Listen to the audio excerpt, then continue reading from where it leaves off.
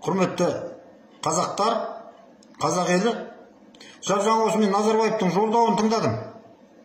Жолдауыма қоштасу ма, мен сөзді түсінбедім, не айтып кеткеніне.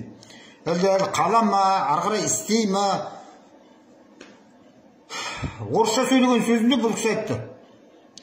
2019 жылдан бері мен бүткіл өкілеттігімді Тоқаевқа беріп кеттім деді. 2019-дан бері мен зейнеткермін деді, тіпті саясатта шаруам жоқ деді.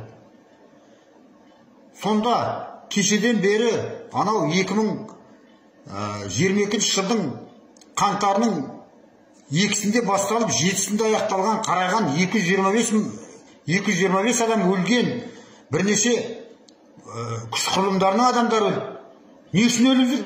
Бәрінің бір қана көздеріне сүйел болып шыққан зат бар. Ол мына Назарбаев кет дегеннен басқа ештеңе. Шал кет, шал кет, шал кет. Енді бұл сөйлеп, мен 2019-да кетіп қалдым дейді. Сендер кімді қуып жүрсіңдер деп ақымақ қылып қойды ғой бізді.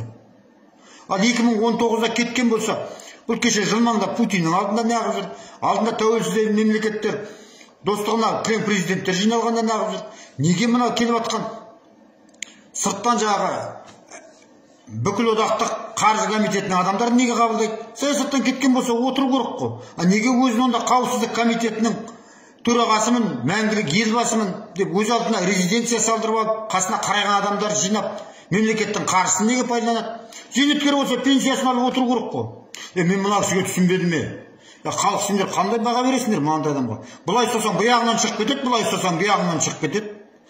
Бір адам дейтін бір адамдық қасиет болу керек қой. Кеттің ба кету керек. Вообще мен түсінбедім, мынау бүгін шығуының өзі де түсінбедім. Баяғыдан бері шықпай ел басылғаннан кейін шықты да енді мынандай андайды. Тоқаев мырза қайда қарап отырсың? Мына кісі 2019-да зейнетке кетіп қалыпты ғой.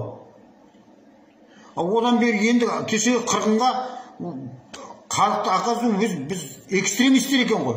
Онда тек шал кет деп айқайлап жүрген түгел экстремистер болып шықты. Қазақстан сендердің бар ғой, мына билікпен шаршатып жіберді ба, саясаттарың шаршатып жіберді. Bir жақты қылсаңызшы мына халықты қырасыңыз ғой, мына халықты. Бір кішкене бір реформа жасайсыңыз ба, бірдеңе қылсаңызшы, мынау ертең тағы да ушу аттап тұрады. Мына шал мен түсінбедім мына кісіге, мен миым жетпейді вообще. Бірдеңе қылсаңызшы, екеуің не қылып жібердіңдер халықтың басын айналдырып.